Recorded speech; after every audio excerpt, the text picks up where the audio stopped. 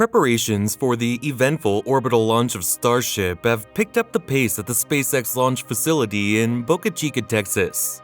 In no less measure, also, speculations about its possible launch dates have abounded. The last box was checked after completing the full static fire test on February 9, 2023. Though, as it was reported by the CEO of SpaceX, Elon Musk, only 31 out of the 33 Raptor engines fired well.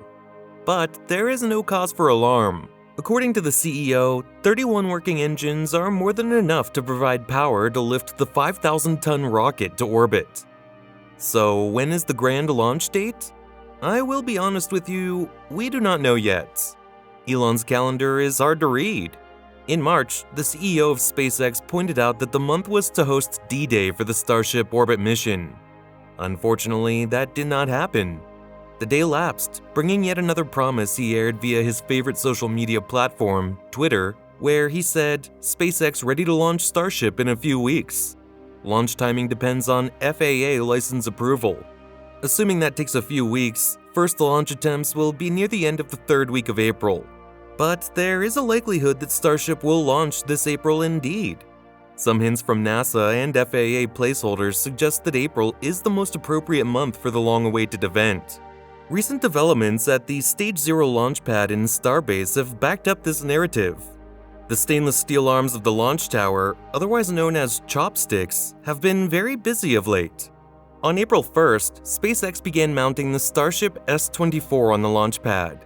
By the 3rd of the same month, the fully stacked space vehicle stood beside its launch tower, giving an impression to the curious onlookers that they were about to witness the historic event.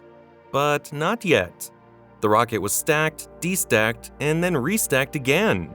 Perhaps engineers were still trying to ensure everything was perfected in anticipation of the takeoff date. Yet, what diminished the possibility of the April 10th launch was a statement from the Federal Aviation Administration, which said, the FAA has not made a license determination for the SpaceX Starship Super Heavy operation, and the FAA's Command Center planning notice should not be interpreted as an indicator that a determination to issue a license has been made or is forthcoming. But how about the public notice for the closure of roads leading to the site that was issued by the local authorities? Cameron County Judge Eddie Trevino Jr. gave an even more precise statement to answer this question. Should SpaceX not complete its planned non-flight testing on April 10, 2023, then SpaceX may use the alternate dates to complete its testing activities. April 10th was to be marked not by flights, but by non-flight testing of the Starship. The statement by the local authority appears to agree with that issued by FAA, saying that they have not yet made a license determination for Starship. But if the rumors that have been going around are true, the space company might not disclose the exact date when they will launch until moments before the event.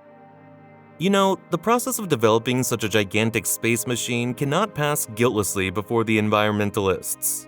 And now, there are fears that as soon as Starship receives the license to launch, it will be bombarded by several lawsuits from these groups. And what will that mean? Of course, the launch plans must be cancelled until every case is closed. How unpalatable will that be to Elon Musk? The company, therefore, will have to do its best to avoid these results. If that means silence, then so be it. But the myriad activities at Starbase are not all about the Starship S-24 and the Booster 7 Super Heavy. Actually, the company is developing several other Starship vessels and boosters, which will soon be on their various launch pads. One such example is the Starship S-25, S-26, S-27, and S-28, and the boosters B-7, B-8, and B-9. The SN-25 is an example of the latest version of the Starship prototypes. This prototype was rolled out on October 19, 2022, and is expected to follow SN-24/B-7. It was built with a large cargo area, perhaps to carry the company's Starlink satellites. However, it is reported that the Bay Area was later sealed permanently. The prototype is expected to ride on the B-9 once both are completed.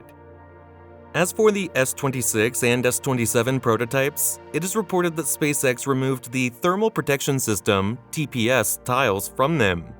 It is speculated that these vehicles will deliver the new generation of Starlink satellites, the V2, to orbit.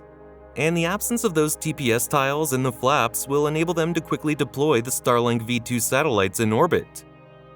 The Federal Communication Commission, FCC, has approved SpaceX to launch up to 12,000 satellites into low Earth orbit, LEO, and they have applied for an additional 30,000 satellites license. It seems likely that the delivery of satellites to space will be the primary job for the first configuration of Starship rockets. How about the S-28? It is still unclear what it does because it is in the initial stage. Nothing can be said about it except that an enormous elliptical dome, penciled S-28, was spotted at the company's workshop. Once finished, it will be the first Starship vehicle to use the new stretch-formed dome design, a configuration that will boost its volume and performance. As to which booster it will ride on, it is still not apparent. Perhaps the Booster 10 or any other later versions of the Super Heavy. Starship is powered by Raptor engines, a unique motor using methane and liquid oxygen as propellants. So far so good, they're working perfectly. But there are other astounding machines that SpaceX could soon consider. The SR-25 engine. Also known as Space Shuttle Main Engine SSME, these thrusters have records of excellent performance than any other rocket in the history of space exploration. To the present, the engine has been started more than 3,000 times. And to crown it all, the engines were the very ones used by NASA's space shuttle during the Apollo missions of the 1960s. Today, they have even bigger assignments to do thanks to the cutting-edge technology that has been added to them. The SSMEs are used in NASA's Space Launch System, SLS, and will be used during the crewed mission to the Moon under the Artemis program alongside Starship. NASA is currently undertaking a test series with the rockets at Stennis Space Center in South Mississippi. These tests are necessary because those engines have been largely redesigned. Even as Mike Lauer, the deputy program manager of RS-25, said, "Even though we changed manufacturing methods, we did not want to radically change the performance of the nozzle. We are very pleased that the nozzle appears to be performing very much in line with our previous history." Do you think the Starship's Raptor engines will outperform the accomplishments of the RS-25?